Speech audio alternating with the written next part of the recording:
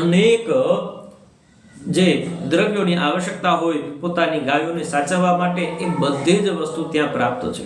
અને હવે તો ભગવાન થોડા મોટા થઈ ગયા છે એટલે નાનકડા વાછરડીઓ અને ગાયોને ચરાવવા પણ જાય છે. અને આવામાં એક દિવસ અઘાસુર નામનો અજગર રાક્ષસ આવે છે. ભગવાન આમને પણ મુક્ત કરે છે. ત્યારબાદ ગોપ બાળકો સાથે ભગવાન વનમાં ભોજન કરે છે.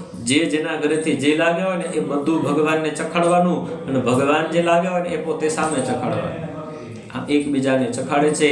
આમાં બ્રહ્માજીને મોહ થાય છે કે આ તે કેવા બાળકો કે ભગવાનને હેઠું ખવડાવે છે. શાસ્ત્ર તો ના કહે છે કે એકબીજાનું હેઠું પણ ખવાતું નથી, અને આ ભગવાન છે ખરા એ પોતે જ બીજાનું હેઠું ખાય. અને બ્રહ્માજી જેટલા બાળકો હતા ને એ બાળકો અને વાસણાઓને બધાને બ્રહ્મલોકમાં લઈ ગયા. ભગવાન બ્રહ્માની કારસ્થાન કરતૂતને જાણી ગયા. જેટલા વ્રજ બાળકો હતા, જેટલા વાછરડા હતા, એટલા જ સ્વરૂપ ભગવાનને ધારણ કર્યા. અને બ્રહ્મલોકમાં જઈ અને દૂતોને કહ્યું કે દૂતો સેવકો તમે ધ્યાન રાખજો, હમણાં નકલી બ્રહ્મા આવી ગયા છે. એટલે હું અંદર જાઉં છું, કોઈ કદાચ બહારથી બ્રહ્મા બનીને આવે ને તો એને અંદર ન જવા દેતા. અને ત્યારે બ્રહ્માજી ત્યાં આવે ને એટલે દૂતો કહે આ જ નકલી બ્રહ્મા છે. હકીકતમાં ભગવાન તો અંદર છે, પણ બ્રહ્માજી આવ્યા. ભગવાનની માયાથી એ દૂતો એને ઓળખી શકતા નથી, અને એ બ્રહ્માજીને અંદર નથી આવવા દેતા. બ્રહ્માજી ફરીથી પાછા વ્રજમાં આવે, ભગવાનની ક્ષમા પ્રાર્થના કરે. જે વ્રજના બાળકોને, ગોપ બાળકોને અને વાછડાને લઈ ગયા હતા ને, ભગવાન બ્રહ્માજી પાછા સોંપે છે. પણ ભગવાન નારાયણ એનાથી પ્રસન્ન થતા નથી. ત્યારે બ્રહ્માજી 3 પરિક્રમા કરી અને પાછા પોતાના ધામમાં વયા જાય છે. સુખદેવજી કહે છે કે આ કારણથી અઘાસુરને જે માર્યો ને એ ગોપ બાળકો 1 વર્ષ પછી પોતાના માતા પિતાને કહે છે કે આજે કનૈયાએ અઘાસુરને માર્યો. કારણ કે બ્રહ્માજી લઈ ગયા હતા, એટલે એના સ્થાને ગોપ બાળકોના સ્થાને ભગવાન પોતે હતા.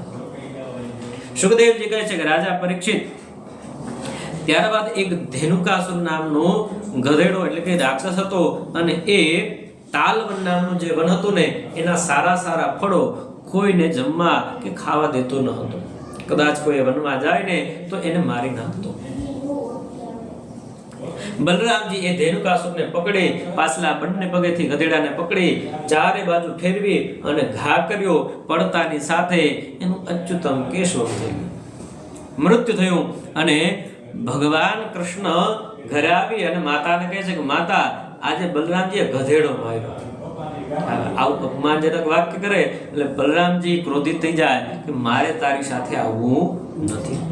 ભગવાનની પણ આ એક માયા હતી. કારણ બીજે દિવસે ભગવાને શેષનાગ જે કાલિય છે, કાલિય ધરામાં એનું મંથન કરવાનું હતું, એનું દમન કરવાનું હતું. અને જો શેષનાગ સ્વયં સાથે આવે તો એ શેષને એટલે કે શેષ ભગવાન કાલિયનું દમન કરવા નથી. આજે ભગવાન મિત્રોની સાથે ગીરી દડો રમે છે. ભગવાન નિયમ બનાવે છે કે જો આ કાલિય છે ને એમાં વિષ છે, ઉપરથી કોઈ પક્ષી પણ વટે ને તો એ વિષના કારણે મરી અને નીચે પડી જાય છે. કોઈ પ્રાણી આ જળનું પાન કરે ને તો એનું ત્યાં મૃત્યુ થઈ જાય છે. એટલે આપણે ગેડી દડો તો રમશું, પણ દડો એમાં કોઈ નાખશું નહીં. જો કોઈ વ્યક્તિ દડો નાખશે ને તો એને પોતાને લેવા જવું પડશે. બધા જ બાળકો સાવચેતીથી સાચવીને રમે, પણ ભગવાન જાણી જોઈ અને એ દડાને કાલિંદીમાં નાખે. અને પછી કદમના વૃક્ષ ઉપર ચડી અને એ જ ધરામાં, કાલિય ધરામાં અંદર પડે છે અને કાલિય ડાગરનું દમન કરે છે. ભગવાન એના મસ્તક ઉપર નૃત્ય કરતા કરતા બહાર આવે છે. એ જ સમયે નંદ બાબા, યશોદાજી બધા ત્યાં આવી ગયા. કનૈયાની રક્ષા માટે ભગવાનને વારંવાર પ્રાર્થના કરે. ભગવાન જ્યારે સમક્ષ પ્રત્યક્ષ ઉત્પન્ન થયા, પ્રગટ થયા, કાલિયના મસ્તક પર રમતા, બધા જ પ્રસન્ન થયા. ભગવાને કાલિયને વરદાન આપ્યું કે હવે તમને અહીં કોઈ બીક નથી.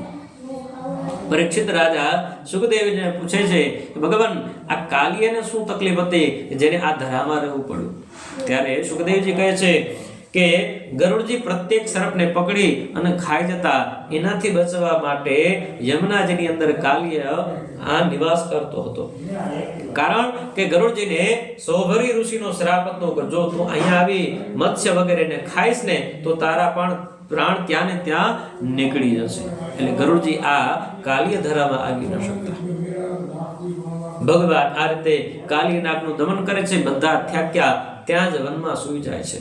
એ જ રાત્રે દાવાગ્નિ લાગે છે આખા વનની અંદર, અને ભગવાન એ દાવાગ્નિનું પાન કરી અને નંદ બાબા વગેરે બધા જ ગોપાળ અને ગોપીઓની રક્ષા કરે છે.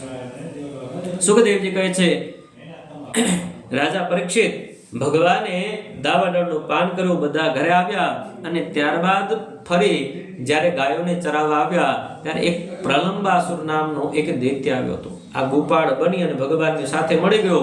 ભગવાન જાણી ગયા એટલે બલરામજી દ્વારા ભગવાને એ પ્રલંબાસુરનો નાશ કર્યો.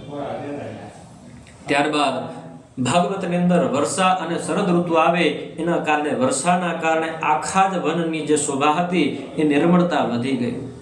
જળના પ્રવાહો વધી ગયા, નવા નવા વૃક્ષો ઉત્પન્ન થયા અને એકદમ હરિયાળી લીલોતરી બની ગઈ. એવું આખું વન થઈ ગયું. આવા સુંદર વનની અંદર ભગવાન રોજ ગોપ બાળકોને સાથે લઈ અને ગાય અને વાછડા ચરાવવા માટે જાય છે. અને ગોપીઓ આ જોઈ અને ખૂબ જ આનંદથી એનું વર્ણન કરે છે. ભગવાન ગોપ બાળકોની સાથે ગાયો અને વાછડાની પાછળ ચાલતા જાય છે. માથામાં મોરનું પીંછ લગાડ્યું છે, કાનમાં કરેણના પુષ્પ લગાડ્યા છે, અને હાથમાં વાંસળી છે. અને આનો નાદ કરતા કરતા સાથે જે ગોપાળો છે, બાળકો છે ને, કૃષ્ણ કનૈયા લાલ કી જય, બલદાવ કી જય, આવા જયકારની સાથે વનમાં પ્રવેશ કરે છે. ગોપીઓ આનું સ્મરણ કરે, ચિંતન કરે અને પ્રસન્ન થઈ જાય છે કે ભગવાનનું કેવું અલૌકિક સ્વરૂપ છે. સુખદેવજી કહે છે કે ગોપીઓ આખું એક વેણુ નામનું ગીત ગાય છે. એક દિવસ ભગવાન ગોપીઓ વ્રત કરે છે. કોનું? તક માતા કાર્તિકેય. શા માટે? તક ભગવાન કૃષ્ણ એના પતિ બને. પણ જે નદી છે, યમુના છે, એમાં નિર્વસ્ત્ર સ્નાન કરે એટલે ભગવાન એમના ચીરહરણ કરી અને વ્રતનો મહિમા બતાવે કે તમે કોઈ પણ વ્રત નિયમ કે લો તો એના જેટલા પણ કર્મ આવે ને એનું પાલન કરવું જોઈએ. આમ ભગવાન એ ગોપીઓના ચીરહરણ કરી અને એ વ્રતનું મહાત્મ્ય બતાવે છે. ત્યારબાદ એ કથા આવે કે યજ્ઞ કરનારા બ્રાહ્મણોની પત્નીએ ભગવાનને પ્રેમથી ભિક્ષા આપી એટલે ભગવાન પ્રસન્ન થયા અને એને પણ સારા આશીર્વાદ આપ્યા. એક સમયની વાત છે, નંદ બાબાના ઘરમાં યશોદાજી વગેરે બધા સાથે મળી અને અનેક જાતના પકવાનો, અનેક જાતની મીઠાઈઓ બનાવે છે. કનૈયા આવે અને માં યશોદાને પૂછે કે માં આપ શું કરો છો? આટલી બધી વાનગી, મને જમવા આપો, મને ચાખવા આપો, મને ખાવા આપો. એટલે યશોદામાં કે નહીં કનૈયા, આમાંથી એક પણ અડતો નહીં, આ બધી ભગવાનની છે. એટલે કનૈયો કે હું જ ભગવાન છું, મને દઈ દો. માતા કે ના બેટા, આ ઇન્દ્ર માટે છે. તા કે ઇન્દ્ર કોણ છે ને શા માટે? યશોદાજી કે જા, તું નંદ બાબાની પાસે જા અને એને તારે જેટલા પ્રશ્ન કરવા ને બધા પૂછ. ઘરમાં એમ જ થાય, નાનકડું છોકરું રમતું હોય, માને પ્રશ્ન કરે ને વધારે એમ કે જા તાર બાબા કર જવા. નંદ બાબા પાસે આવી અને કૃષ્ણ કનૈયાલાલ પ્રશ્ન કરે કે પિતાશ્રી આપ શું કરો છો? તા કે બેટા ઇન્દ્ર પ્રસન્ન થાય ને આ એના માટે યજ્ઞ કરીએ છીએ. ઇન્દ્ર પ્રસન્ન થશે તો શું થશે? એ વર્ષા કરશે.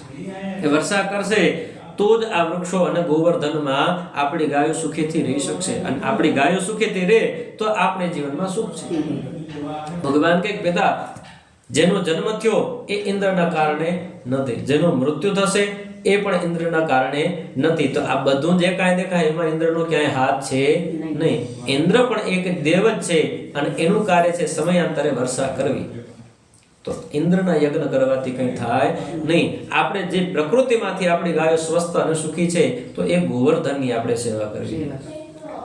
ભગવાનની વાત બધાને યોગ્ય લાગી. હા, ગોવર્ધન આપણે દેખાય છે, ઇન્દ્ર ક્યારેય દેખાતો નથી. એટલે બધા સાથે મળી અને કે છે કનૈયાને તો આપણે એ ગોવર્ધનની પૂજા કેવી રીતે કરવી? કનૈયો કે ભગવાન ગોવર્ધન છે ને એને ભોગ બહુ પ્રિય છે. 56 ભોગ બનાવી એને ધરાવો, અર્પણ કરો એટલે પ્રસન્ન. બધા જ કનૈયાની વાત માની, જે કાંઈ બનાવ્યું હતું ને ગોવર્ધનની સામે રાખી અને પાથરી દીધું. આજે પૂજા કરનાર કોણ? તક ભગવાન પોતે. પ્રસાદ ગ્રહણ કરનાર કોણ? તક ભગવાન પોતે. ભગવાન બધા જ ગોપાળોને, બધા જ નંદ બાબા સાથે જેટલા હતા બધાને કે ચાલો આંખો બંધ કરો, ગોવર્ધનના હાથ જમવાના છે, ભોગ લેવાના છે. આમ કરી બધાને આંખો બંધ કરાવી પોતાનું બીજું સ્વરૂપ ધારણ કરી ગોવર્ધન ઉપર વિરાજમાન થાય. બધી જ સામગ્રીમાં થોડું થોડું લઈ અને ભગવાન ભોગ ગ્રહણ કરે છે. એમાં કેસરિયા ભાત ઉપર જ્યાં ભગવાનનો હાથ આવે ને ત્યાં ગોપાળોને એમ થાય કે આ કોણ જમે છે. જ્યાં ગોવાળોએ આંખ ખોલી ભગવાનનો હાથ ત્યાં એમનેમ દેખાઈ રહ્યો અને ભગવાન અંતર ધ્યાન થયા.